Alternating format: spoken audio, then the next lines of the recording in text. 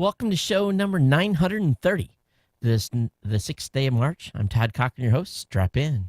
Here it comes.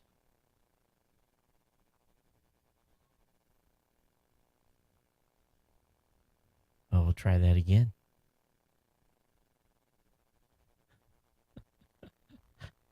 It helps if you have the right button pushed. Hi, my name is Gwen. I'm a GoDaddy customer and spokesperson. GoDaddy helped me launch my new puppet business. They have everything you need to put your business online, find new customers, and kick ass. Get started by registering a domain name and creating your website with GoDaddy's easy-to-use website builder. Already have a site? Keep it running fast with GoDaddy web hosting. It's go time. Visit GoDaddy.com, enter promo code GO32OFF1, and save 32% on your new purchases. Some limitations apply. See website for details. Aloha and welcome to Geek News Central. I tell you, you can tell I haven't been back in the studio in a week and a half or so because I kept hitting the play button and I saw the thing swip across the screen for the intro to start, and it was like it was stuck on a still, not on sound. So, oh man, hey everyone, welcome to the show. And if you're checking me out for the very first time, boy, you picked a great show. But for those who've been around for a while, hey, it's just standard fare for getting back in the saddle here. But I want to give a warm welcome to all of the AHANA, all the longtime listeners and viewers of the show. Thanks for being here. Of course, thanks for staying subscribed. It's great to be back in Honolulu. It's warm, 80, 85 degrees. Trade winds kind of messing around. A little bit of humidity, but absolutely gorgeous. And I was standing outside just on the patio this afternoon and just kind of taking it all in. And it's just perfect Hawaii weather. It really, really is. But I know many of you are still dealing with snow, and I apologize. I got to experience a little bit of that here just a little bit last week. We'll talk about that here in a minute. But for those of you brand new to the show, we want to make sure that you take some time and visit geeknewscentral.com. This is where really all the magic happens. We do an incredible amount of work on the website, lots of content to be observed, and really we have a great set of writers and a lot of content that's going to start coming up on the website again. Kind of a slow month last month, and part of it was my fault. I don't want to go into too many of the details, but I throttled the writers back a little bit on the number of posts. We're just trying to make sure we stayed in budget with everything, but kind of cut them loose today, and there's got some videos that are going to be going up as well. But just got to do that when you got to do it. And I kind of explained to them in an email what was going on, but we should be back on track here at GNC. So get over to the website. Check out all the great content. Of course, we want you to subscribe to the show. Real easy to do by hooking up with a newsletter or just basically subscribing via iTunes or your favorite podcatcher or Stitcher or wherever you may be, you can catch the show. Had the folks reach out to me from iHeartRadio today asking if I wanted to have Geek News Central on that app. And I am kind of mixed emotions at this point because they're not providing any real stats pingback like Stitcher does. So a lot of the stuff we have to do has to be measured, and so encouraging them. Don't know if it's going to do any good, but I'll let you know if that happens here in the coming days. So, of course, you can reach me on Twitter at Geek News, and of course, you can email me here at the show real easily at geeknews@gmail.com. geeknews@gmail.com is the email address. At geeknews is the Twitter address. So reach out to me in either one of those places. Of course, so you can follow me on Google Plus or on Facebook. That data will be up on the webpage at geeknewscentral.com within the show notes. Again, this is show 930 in our march to 1,000. So, of course, you can catch the show on the Tech Podcast channel on the Roku, Boxy, Samsung Smart TV, Google TV, Chromecast. Kick back and watch in your lazy boy. And definitely load that channel up on your Roku. That's the best thing to do. It gets you connected with all the great shows in the network. So we'll hope that you'll do that. I'm still kind of, I really got kind of adapted real quick. When I went to the East Coast, it was like just within about a day, I was kind of on schedule. And coming back to Hawaii, it's been like 8:30, 9 o'clock. My body's like saying, go to bed. And it's not a good thing because I get a lot of work done when things quiet down here.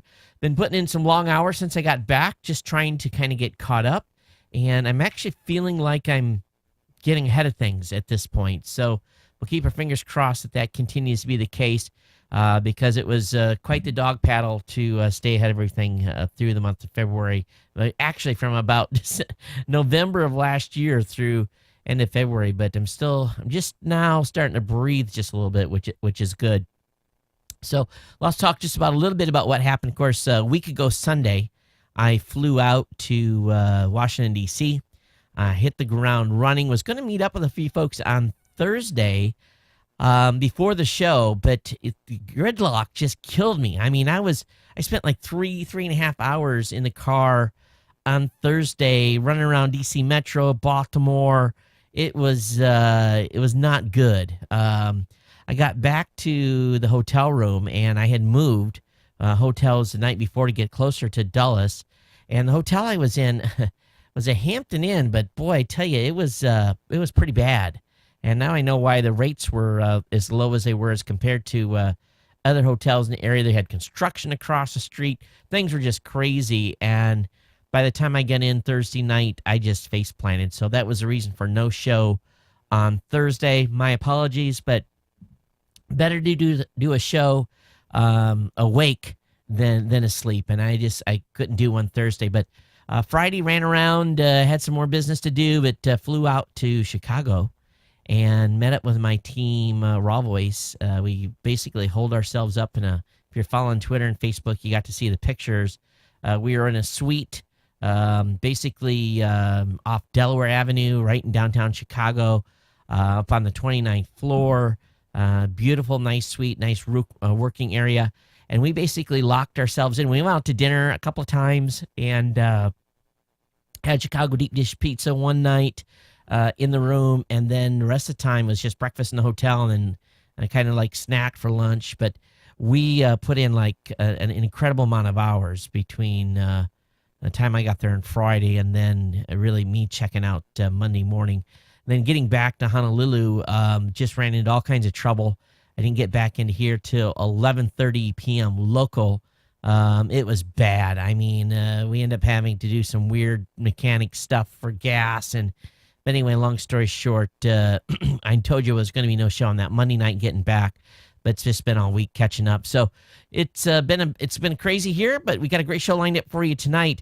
Of course, this coming Saturday, we're going to have a great guest on the new media show. We're going to have Fox News anchor Clayton Morris on. He's going to be our guest Saturday for the new media show.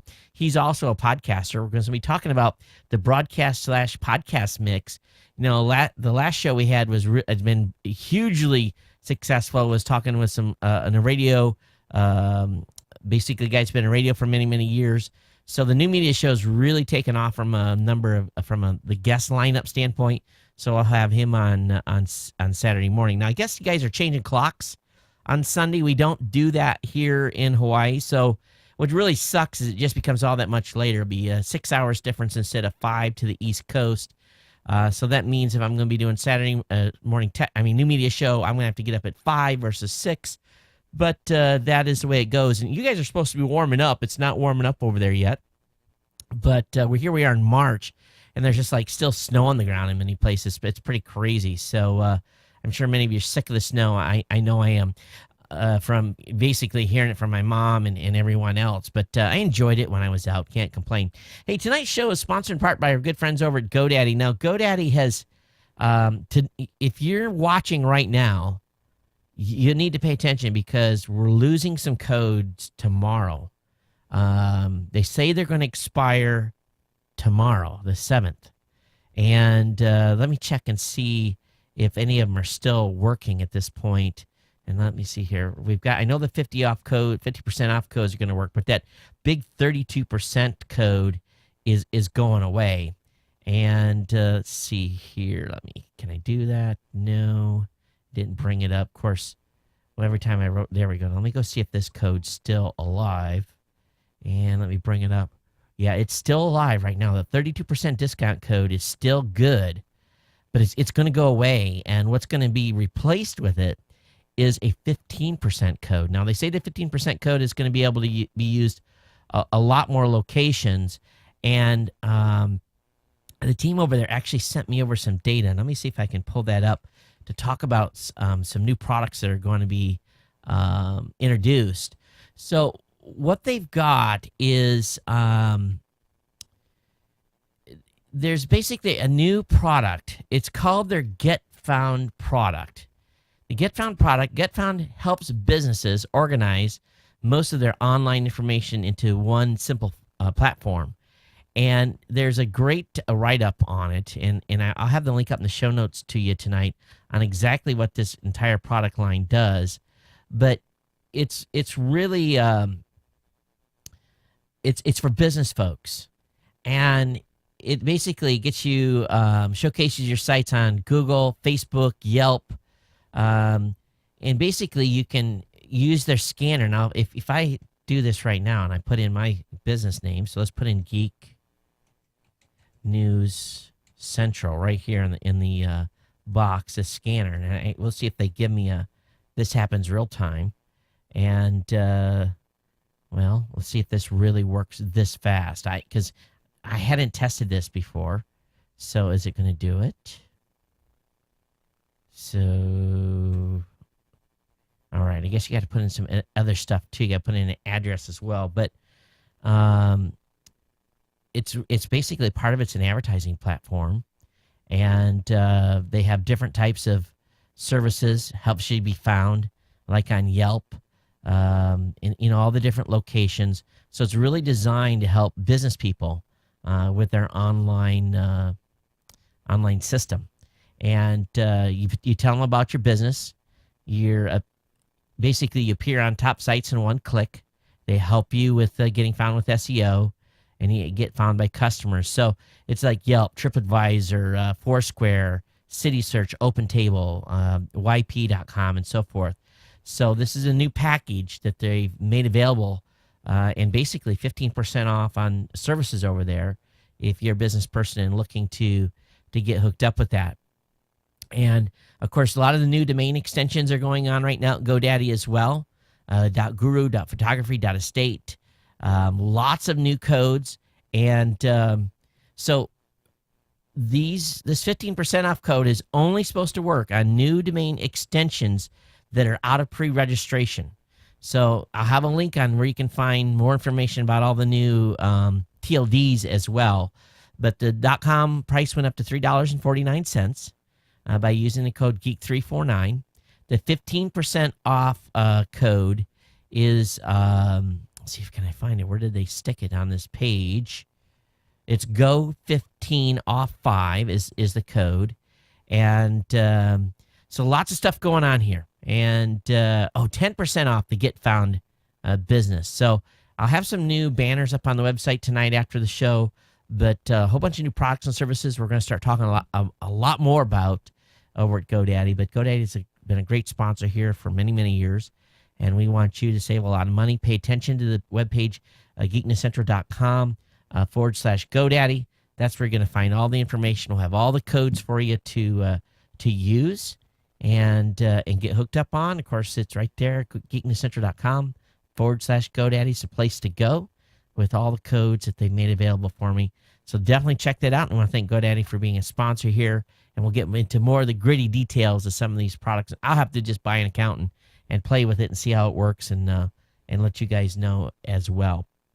Okay, so let's go ahead and switch gears here. Get off the GoDaddy sponsorship bit and sponsorship bit. It almost sounds bad, doesn't it, when I say it like that? So let me go ahead and load up here. So again, this coming Saturday, we'll have Fox News anchor Clayton Morris on the new media show. So tune in at 9 a.m. Pacific, 12 noon Eastern. Those of you that are insiders, we want to thank you. And if you want to become an insider and support the show, geeknesscentral.com /insider. Hey, basically had already kind of secured a deal to go to NAB. Had talked with the group, but was all ramped up to go. And a long-term consulting gig that I've been trying to sign as a contract for a while came through Monday morning. And so basically I will be traveling to my next consulting gig I'm actually going up to the Seattle area. This basically right around the same time as NAB, but I'll be making the trip up there and doing a week or two of consulting. So we'll not be going to NAB, at least at this time, unless some dates change. I'll keep you advised. But I was really kind of looking forward to NAB. But when someone comes with the checkbook, you got to make money when the sun shines. Okay, so let's go ahead and switch into the regular full lineup of tech news tonight. I've got a stack for you. Apologize about all the catch-up stuff tonight, but that's kind of the way it is when I've been on the road here. But it's glad to be back. I really am. And I'm glad you guys are here with me. So let's go ahead and switch out a couple of screens. And I'll bring up this with all my fancy show notes. As I basically put up in my link on YouTube tonight as we were getting ready to set up for the show, and I was looking for a title for the show. Big news today really has been all about the discovery of the supposed man behind the Bitcoin cryptocurrency. And Satoshi Nakamoto has been found. He is kind of denying at this point that he's the guy behind Bitcoin. But man, this thing has turned into almost a media feeding frenzy. This guy's the typical mad scientist. He's got a very interesting background, worked for some defense contractors, it sounds like. Maybe even held, he doesn't say it, but it's being suggested that maybe he did some high-level stuff in defense. But, I've been around some of these super mad scientists before in years gone by. And some of these guys have got enormous, enormous brains.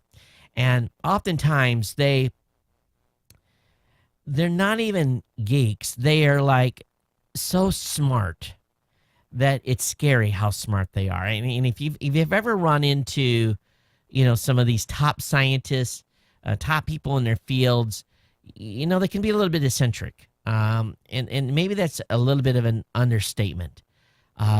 They're scary, scary smart. And I remember, I've told this story before.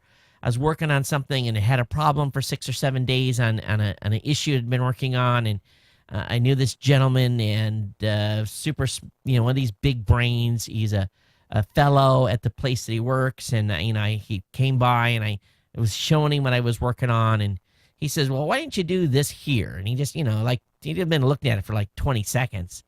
And sure enough, so I did what he said for me to do, and it fixed the issue. And I was just astounded. And so basically, he took some time with me and explained what was going on. And he was one of those guys that could break it down so that you would just really understand.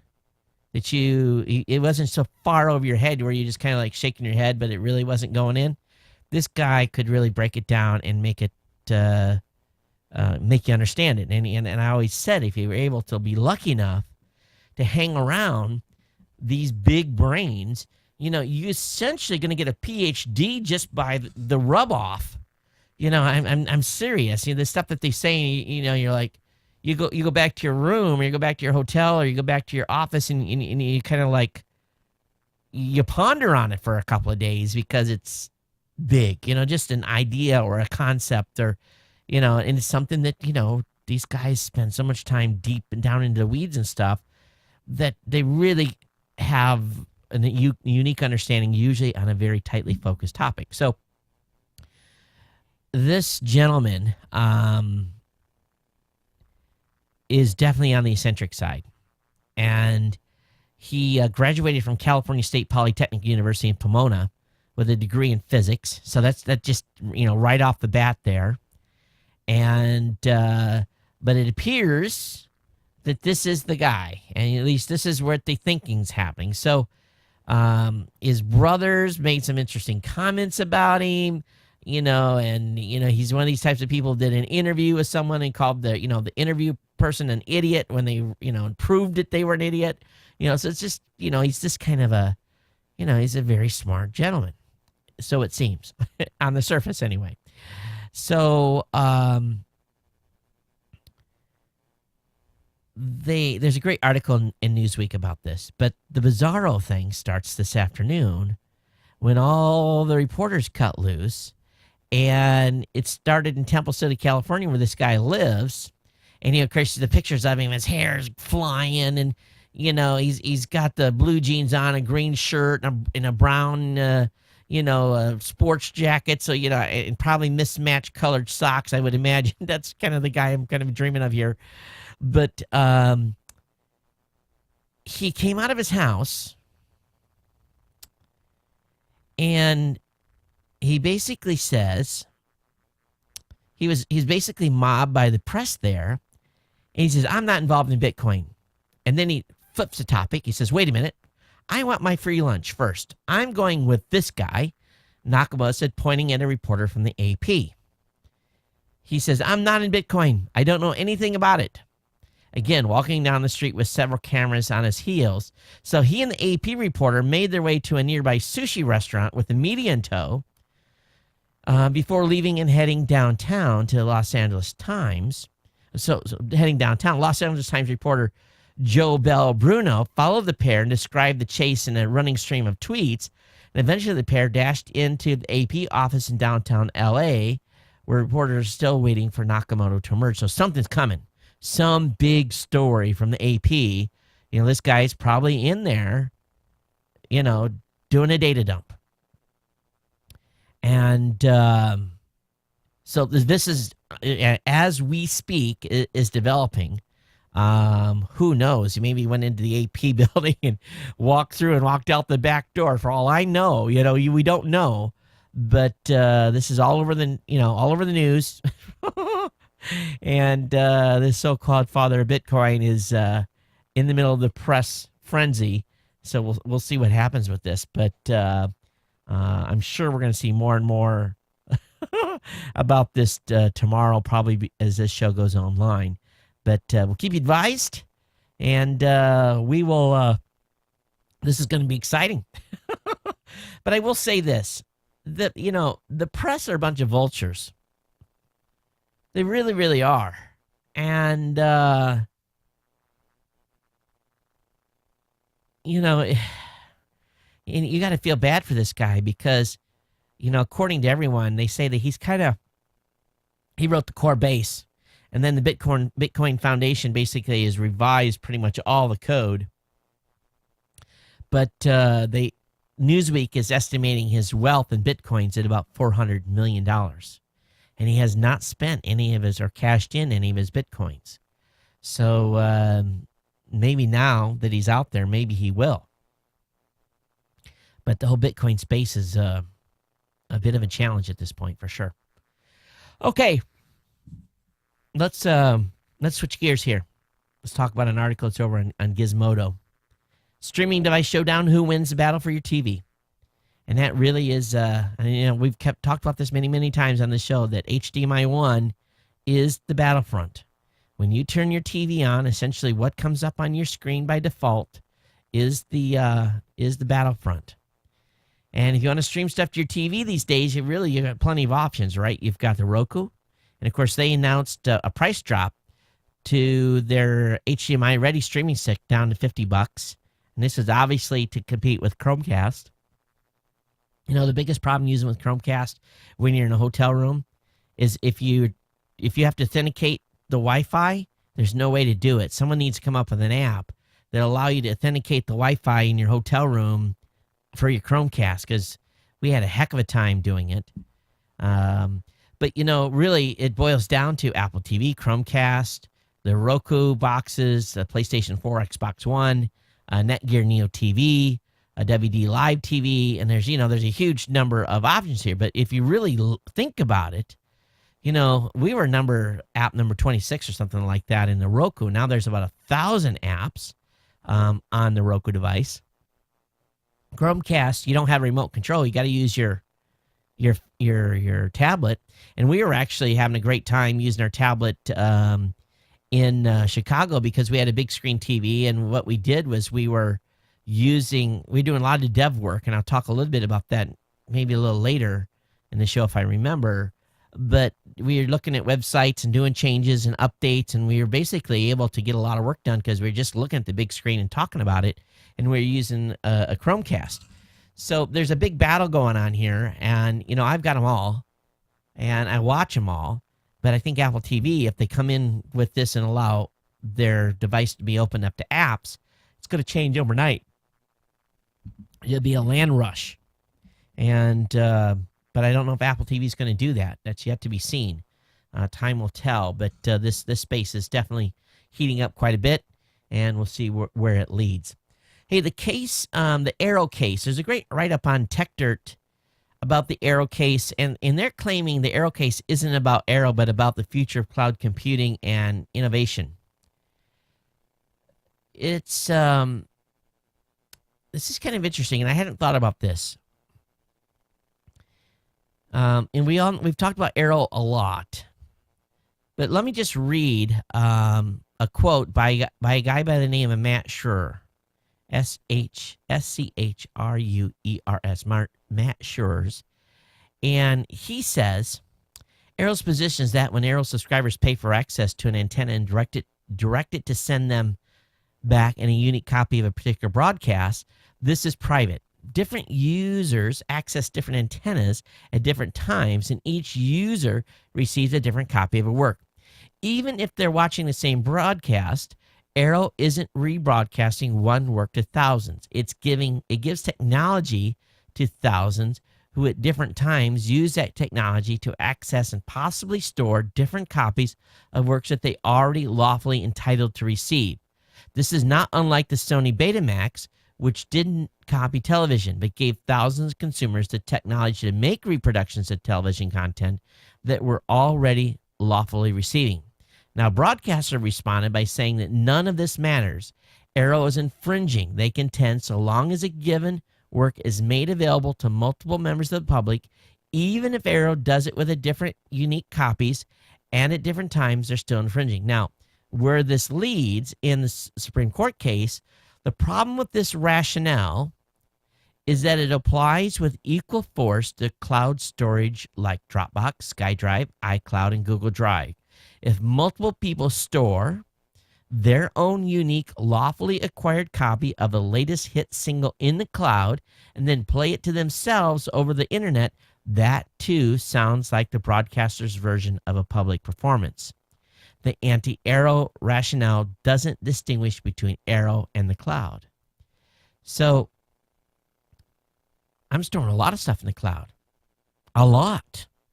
And I play a lot of stuff back from the cloud. Matter of fact, this show to some people is delivered via the cloud. Now, I don't have DMCA wrapped around this or copyright. So you can see where this could lead here. And so this is going to be a big case when this hits the Supreme Court. And there's a lot to lose. And we all know, if we don't think that the copyright holders are going to take a victory here and then run with this and twist it and use it to their advantage, we all know that we're sadly mistaken, right? We know the copyright folks are just going to do everything they can to stop those of us from having our copies of our media stored digitally. They hate it. They don't want you to own a hard copy or soft copy of your content. They really, really don't. Don, I'm doing a live show. Let me see if I can. I don't. He's calling me late. I'm live. All right.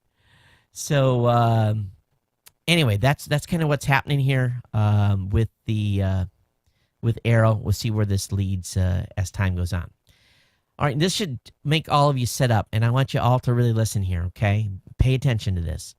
Homeland Security has detained a U.S. citizen inside the United States. Okay, Homeland Security detained a U.S. citizen inside the United States, used intercepted emails to quiz her about her basically her activities in the bedroom. So check this out. This lady, and she's filed a lawsuit on the ACLU has filed a lawsuit on behalf of this lady. Christine von Haar, who is a senior lecturer at Indiana University, was detained at the airport. She was not entering or leaving the country. She was not even boarding a flight. She merely accompanied a friend to the airport so that he could retrieve some computer equipment that he had shipped separately a few days earlier. After detaining this lady, CBP officials, who clearly had access to the emails that her and her friend had sent back and forth, quizzed her about her adult activities and if she was planning on marrying the friend. Apparently, CBP appeared to be concerned. Now, the Customs and Border Patrol, that's who that was. Customs and Border Patrol, CBP, appeared to be concerned that the friend, a Greek national, was trying to stay in the country illegally. They've known each other for 40 years while studying abroad. This guy had a B1, B2 visa. That's a business/leisure visa to the United States, which actually lets him enter and leave the country for a period of 10 years. He was in the United States on business, but also visited her, and they'd been catching up online, but asked all kinds of strange questions that they only would have known if they had had access to their email. So this is crazy that they detained her at the airport. She wasn't even getting on a flight. They just went, and you know what happens is people do counter-to-counter shipping of stuff sometimes. So I'm sure that's what they were doing, going in and picking stuff up. But can you just imagine? You just arrive at the airport and Border Patrol detains you. You're an American citizen. They start asking you about your sex life. I'm serious. That's crazy. They would have had to read me my rights and arrested me. I would have refused to answer any questions. I just don't get it, you know. Really, really, I don't. But you know, so what if he's going to marry her? If you do that, it's a major no-no. But you have to go through, pay a penalty. You know, it's not like that people don't come to the United States every day, fall in love with someone and get married and not have the proper fiancé visa. And it happens, right? And when it typically happens, and the person that has come from the foreign country, they can't leave until you've went through the entire immigration process to get a green card. And sometimes that can take 2 or 3 years. You know, you have your life examined, but that's a choice you make if you marry someone in that circumstance and not go through the right channels.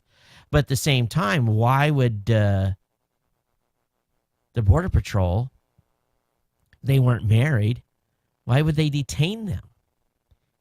So this is an interesting move. Interesting move. And it should make all of us go, just a little bit. Getty. You know, up to this point, I've not been a big fan of Getty. Getty has been pretty abusive, in my opinion, of going out and going after people that, even if they didn't know it, may have mistakenly used one of their images, have went after them for copyright infringement.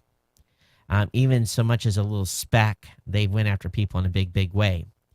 But Getty has completely jumped the shark.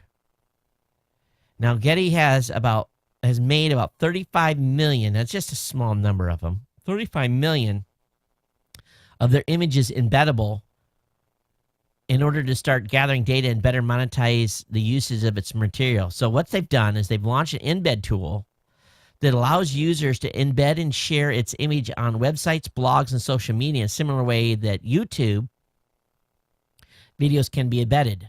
The embed capability works on any HTML-based site, and images can be shared on social platforms, including Twitter and blog platform WordPress. So the embeds are available for free, for non-commercial use, and will include photographer attribution as well as a link back to Getty's site where the images can be licensed for commercial use. Getty said in a news release, this will provide people with a simple and legal way to use content that respects creators' rights. So again, non-commercial use. That's a very sticky line there. So, if my site has advertising in it, could it be considered commercial use if I use the embed? That is yet to be answered. I haven't got the full story on this, but Getty reserves a right for itself and third parties to collect data related to the use of embed viewer and embedded Getty images. So this is interesting here. Websites that, for instance, run Google Ads, here's the answer, or other advertising are allowed to start using the embed tool. This does mean, though, that those sites surrender the data gathered via the embeds for use by Getty. So in other words, they're going to use it for data collection. And so all they're doing is tracking the data. They say they're not going to be doing a bunch of evil stuff with the stuff that's collected. So it's a big move.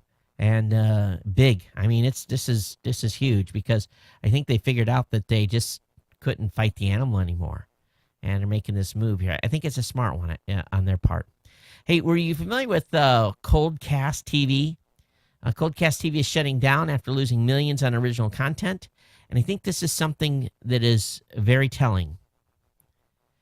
Now, Coldcast.tv was a earlier pioneer of serialized original content. So this show, serialized video content. Production costs, not very high. I'm here in my studio, right?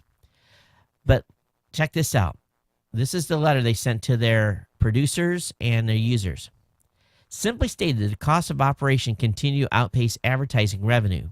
Moreover, costs associated with audience development in relation to industry CPM rates make it impossible to expand our audience without losing money, which we have successfully been able to do for all but one calendar quarter during our life cycle. So that's again, they were never able to generate annual profit in that business on serialized video content. Because I see this every day. I get pitches from media buyers all the time, and I'm starting to see this deterioration of advertising rates.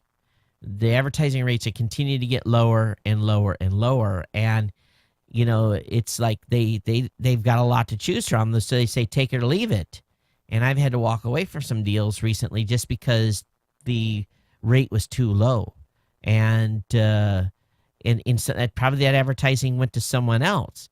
But you almost have to look at it from a standpoint: is it going to generate enough revenue for me to, take the hit on the CPM? And in some instances, it's not. It's just not even worth running it based on what they're going to pay and everything that you have to go through, and reporting, and all the pain that goes along with having any type of a campaign. So I just find it very curious here that that they're saying something I kind of know already on the video side. Now, audio is different case. The delivery of audio is pretty inexpensive, and we can do okay with audio on a monetary standpoint. The video is typically always a bit of a loss leader in the space, because it's just the CPMs aren't high enough. All right, you can now mirror your Android screen on Chromecast if you have an Nexus 5. So there's some apps out there. So if you have the right smartphone, specifically a Chrome browser, and of course we were doing this last week, Chromecast, but only if you have a Nexus 5.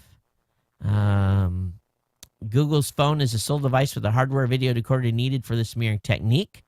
You also have to get root level access operating system with the current released. So anyway, this is a kind of a do-it-yourself thing. We're doing it with a computer, so that's not a surprise. Hey, Spotify just bought the company that powers most online radio. They bought Echo Nest. It's better known as the company that powers the vast majority of internet radio. That includes competing services like Twitter, music, radio, and more. But today's news, according to the press release, doesn't necessarily mean that those services will lose support from Echo's API. The Echo Nest API is going to remain free and open to support its robust developer ecosystem. So this is a big news here that Spotify is trying to shore up its position here in the United States. There's also a prediction out there that 7 trillion devices will need high-speed access by 2020. At a recent seminar organized by the Europe Network Southwest, EENSW, and the UK's Technology Strategy Board, there's basically predicting by 2020, 7 trillion devices would be connected to the global mobile network. And if the current 3G, 4G technology will simply not be able to keep up. So that's a big number, 7 trillion devices by 2020. Do you think it'll be that many? Probably. If you look at all the stuff that's getting embedded mobile in it, it's huge. Hey, DirecTV's next in line to get internet TV rights from Disney. Looks like Dish is doing a deal that may open the floodgates for news about similar arrangements that Reuters is reporting that DirecTV is negotiating with Disney about. Also launching an internet-based TV service with programming from ABC, ESPN. DirecTV's retransmission agreement with Disney is up soon, so the timing couldn't be better. So DirecTV may be coming digitally to a internet by you. Facebook is redesigning its news feed again. So if you've been seeing more pictures in your news feed, don't be surprised. Boy, they keep tweaking this thing. It's already bad enough, but I don't know. We'll have to see. Hey, there is a cool. I've been seeing more of these. Let me show you guys this. This is over on BBC. It's called Space Race, and this was done by the BBC. So it's one of these interactive web pages, and what you do. And those of you that are not watching, those of you that are listening, let me show you this. Now, what you've got on this page is you've got basically a rocket that's upside down. Basically, Earth is underneath you, and you are facing up, and you're going to go into space. So what this does, as you start moving the page, is it basically takes you higher and higher. For example, right now I'm at 11 kilometers, talking about commercial aircraft cruising height. And then I go a little further, talks about the Bell X-1, talks about weather balloons, talk about the highest skydive, highest living organism, then talking about going to the stratosphere. So this is a cool little thing from a science standpoint. Talks about now an area where meteorites burn out at 65 kilometers. And then we basically get into areas of like the lowest altitude of the Aurora Borealis, and it's all done graphically here. Then we move into the thermosphere, and as we continue to move out, we're at the 100-kilometer mark, we're at 120 kilometers. We talk about, and it just goes on and on here. First man in space went to 330 kilometers, International Space Station at 420 kilometers. Earth gravity is 86% strong at 500 kilometers. Get into an area here where it talk about the Hubble telescope at 570 kilometers. Then we get into the exosphere, and it kind of really ramps up at this point. And they're talking about, they're showing on the page here, 1 pixel equals 100 meters. So concentrated space debris at 900 kilometers, talk about beginning of the inner Van Allen. So this thing is just, cool. And if you keep, basically going down and down and down, it basically then takes you into, it's just trying to show you the different layers of space and takes you out to the moon and beyond, So here's the moon in the picture at 384,000 kilometers. This page is a great page.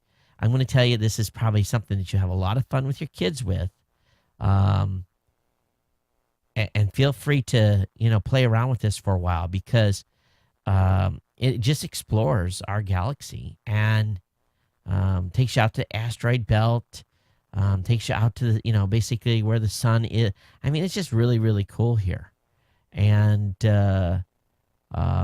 lots of stuff. Venus, 38,200,000 kilometers. So, it tells you the positions of so it's really, this is awesome. And I know that many of you that are listening don't understand what the heck I'm talking about, but if you see this, I think you're going to have a lot of fun with it, with your kids, and maybe you'll learn something yourself and takes you to the outer solar system. So it just goes on and on and on. And actually, they do it in space trek terms, and they actually, as you scan out, you're going at warp speed. So anyway, this is a cool thing on the BBC. Link will be up in the show notes. It's called Space Race. A lot of fun. I basically wasted some time on playing with this before the show started tonight because I was like, oh, this is too cool. So anyway, link will be up in the show notes for you to check out. All right. And it's basically you just scroll down and the page updates as you scroll down. All right, let's talk about Verizon. There's some questions. People are asking, why does Verizon get away with charging customers the way they do? And there's been some studies done. Root Metrics issued its first ever national Root Score report on consumer experience and mobile carrier performance. And Verizon it wins almost every category. 89.7 as compared to AT&T at 86.2, Sprint 68.2, T-Mobile 64.3 performance ranking. Goes into reliability index. Verizon at 89 all the way down to T-Mobile's 57. The only place that Verizon gets beat is in the speed index, where AT&T beats them by 2 decimal points. So it just goes and looks at all the different services available that basically we're doing on our mobile devices, and it ranks it based upon all the different locations across the United States where there's carriers and access. They did 4.6 million test samples to come up with this. And Verizon definitely has the most robust network, and probably the reason why they're able to charge what they do. Hey, if you're on Charter customers can finally access Showtime on your mobile devices. So that's good news. So again, Charter subscribers, you've been waiting since 2011 to access Showtime. And they give me a free year of Showtime. And I don't even really watch too much over there. What's good to watch on Showtime? Anybody got any suggestions?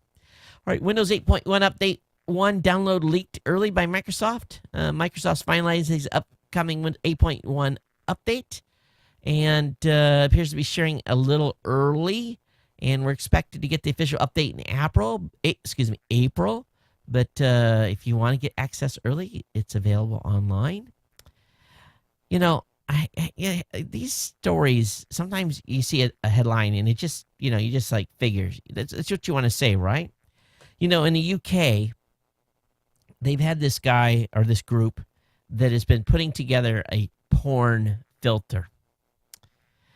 Well, the UK spent years trying to impose its version of morality upon the internet, demanding that ISPs impose mandatory opt-out porn filters, even if those filters have really been easily bypassed. Well, these folks definitely live in a glass house, and they should not be out there throwing jabs at people, because the UK porn filter architect has been arrested on child porn charges. So,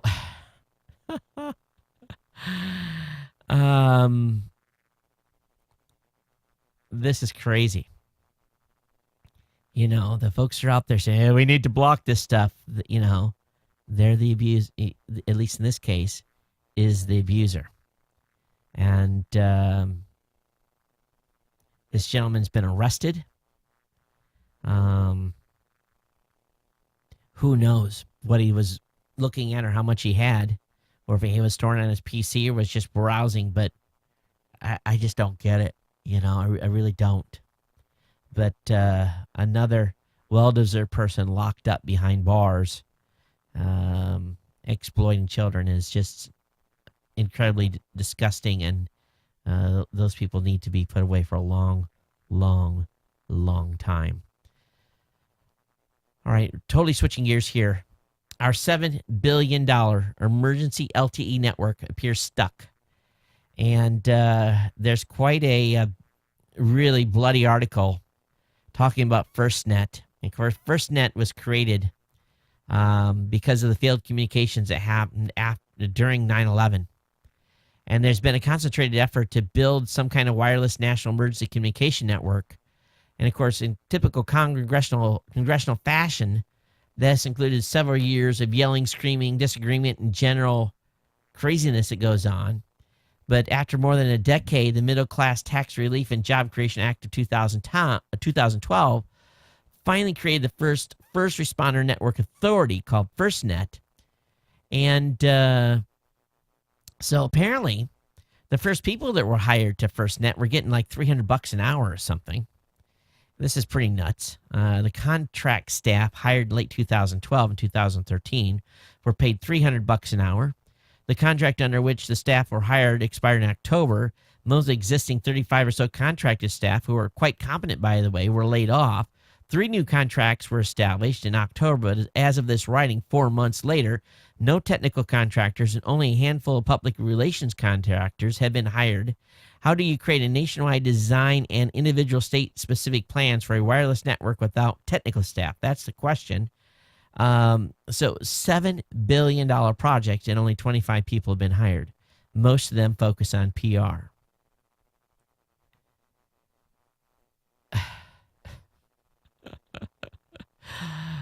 Your taxpayers at work, folks. $300 an hour. How do I get signed up for one of those gigs? Someone, if you got one of those deals, please consider me. I'll gladly sign up for $300 an hour. That is some serious salary right there.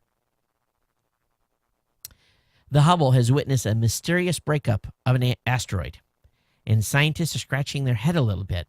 I think what it is there's probably some aliens out there that are just basically mining the asteroids, and we're probably essentially just, witnessing their activities out in the asteroid belt.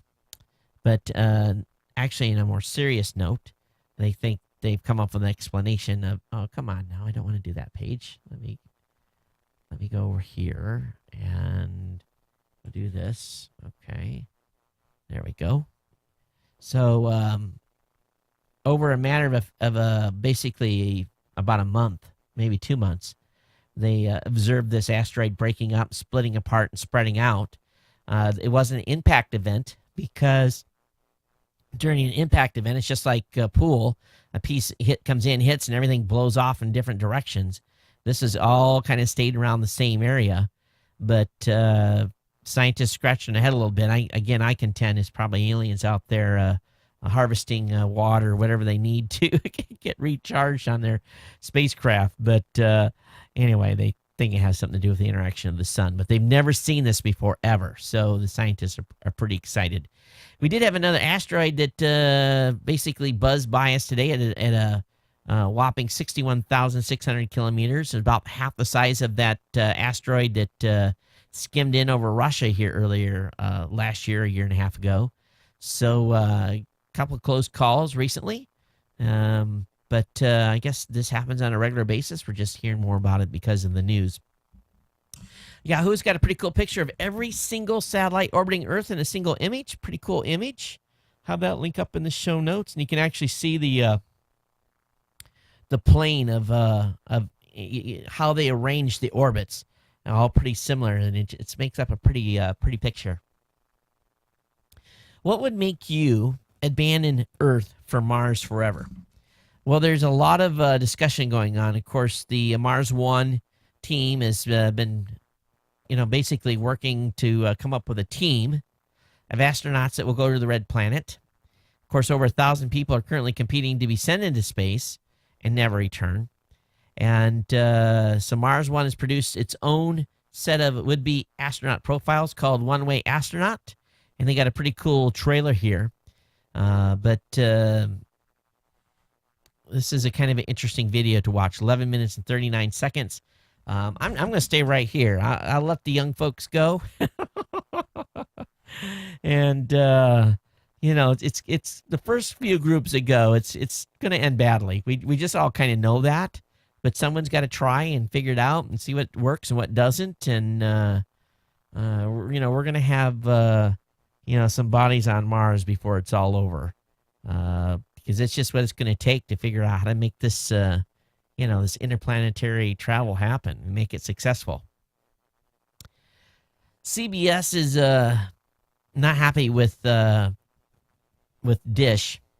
They want to make their ad skipping and hopper DVR even less useful if they want streaming video rights. So basically, Dish has been told by CBS, if you want streaming video rights, you're going to have to turn the hopper off and make sure that people watch the ads. So why don't you just tell CBS to forget it? So now the networks are applying their pressure when it comes to rebroadcast contracts. And I think we'll see more of this as time goes on. If you live in Massachusetts, I'm sorry. For a few days here, perverts were able to do upskirt pictures legally, but the legislature there has approved a bill to ban upskirt pics. And I just can't believe that this was allowed to, the courts actually upheld that this was okay to do. It's pretty incredible that would be allowed. In Japan, it's notorious. It happens a lot. It's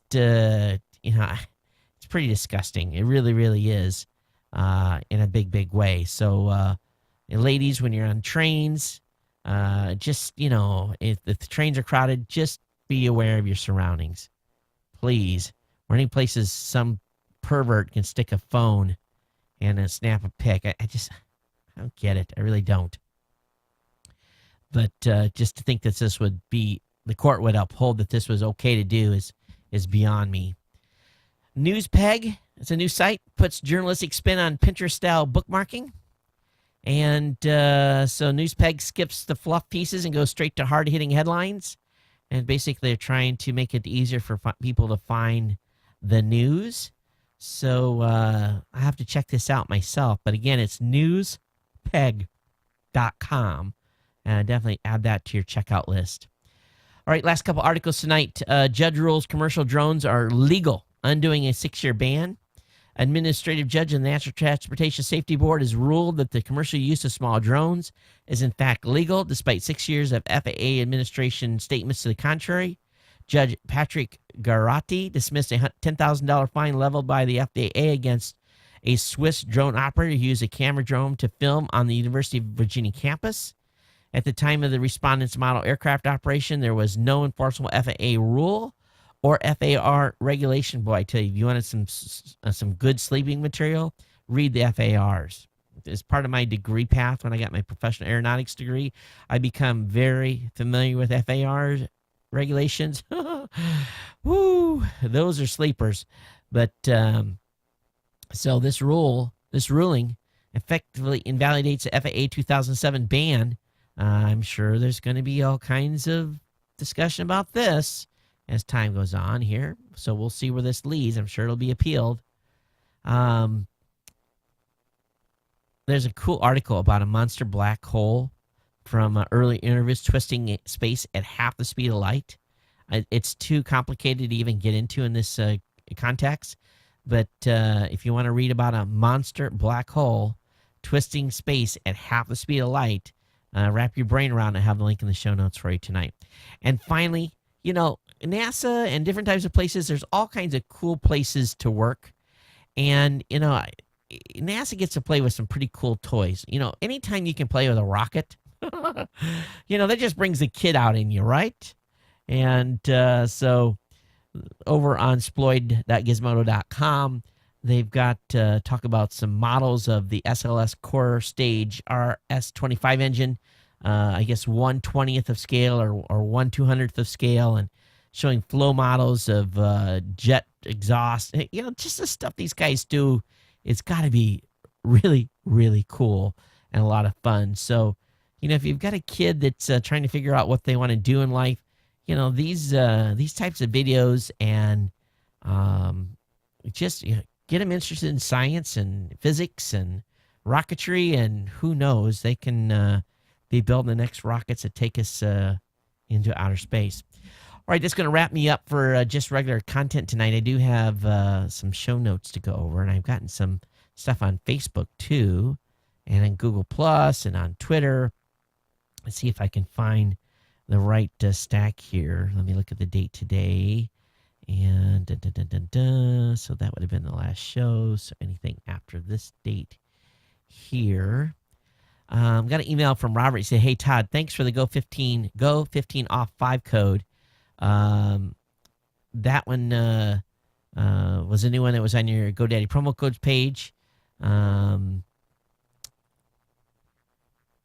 So he says, "By the way, have you heard that Web.com, parent company of Network Solutions, and Register.com has bought Snap names from KeyDrive?" He says that probably means that the auctions for the domain names expiring from Network Solutions and Register.com will be moving back to Snap names at some point in the near future. So thanks for your email on that, Robert. Got an email from Nicole.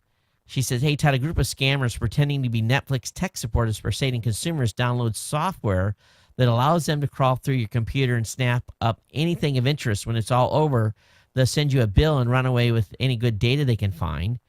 There's a good article over on Yahoo. So just be aware here that there's a lot of this going on, and we need to be very, very careful out there to make sure that we're not scammed upon. A bunch of people sent me this link as well via Facebook and Google Plus and on Twitter. So I got it from 3 or 4 of you. So I want to thank Jeff for sending it over. I think Tim did as well. But everyone that sent those, thanks. We appreciate it. Hey, as always, you can email me here at geeknews@gmail.com. Of course, the voicemail hotline has long been shut down, but there is a place on the website you can click and leave a message for the show. It's real easy to do right over on geeknewscentral.com. We'd like you to consider becoming an insider. Supporting the show at 6.7 cents a day is $2 a month.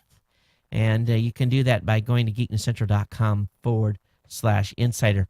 Hey, what I wanted to do here at the end, and this is largely for the people that are listening, watching the show tonight.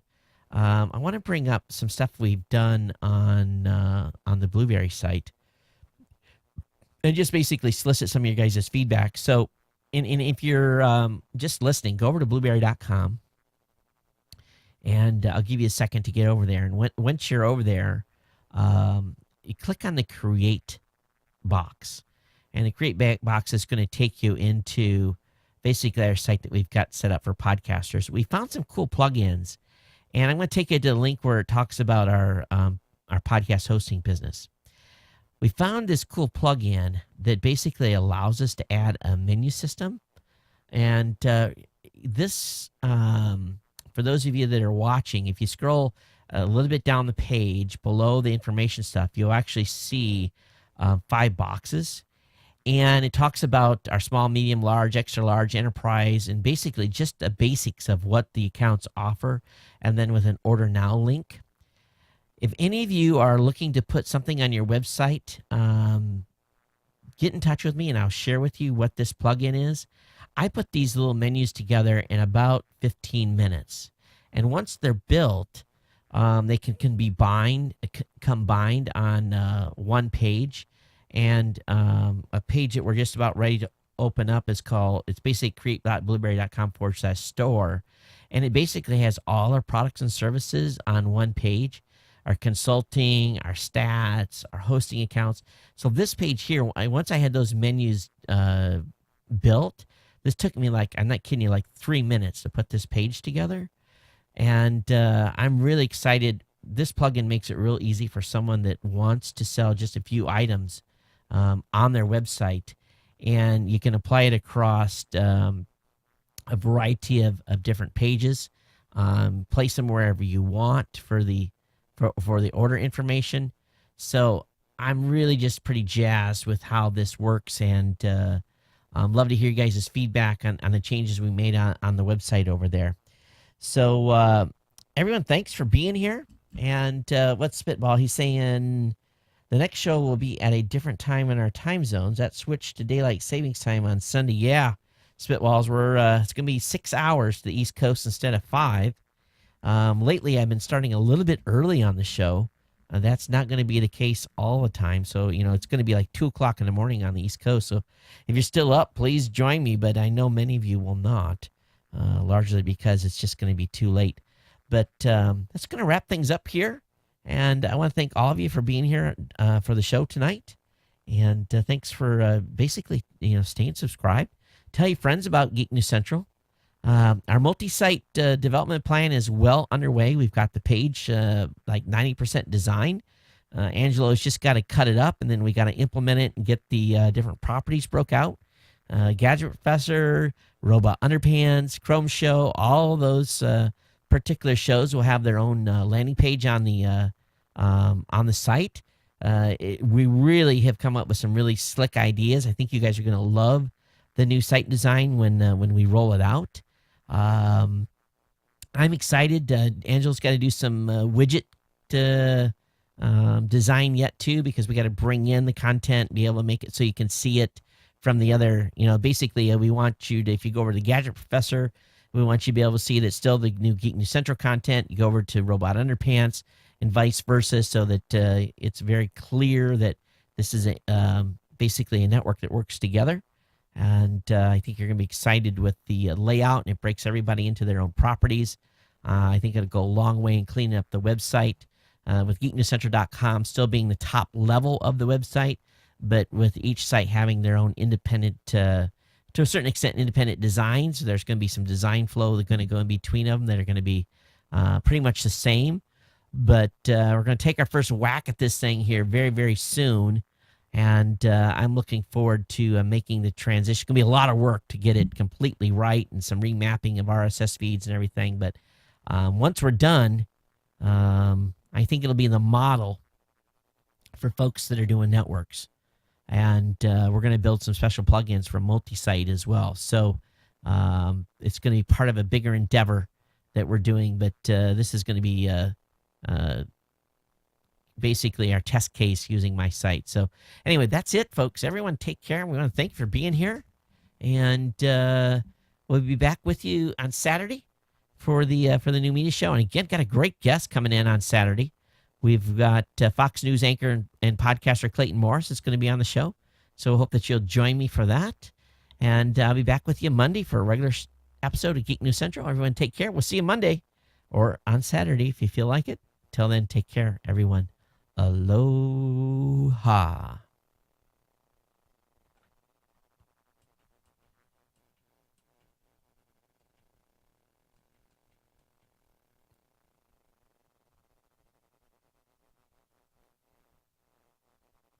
And those of you on YouTube, you're going to be going away in just a minute as well. Spitballs, thanks for coming on. I know you came in when I was mid-show today. But let me refresh this.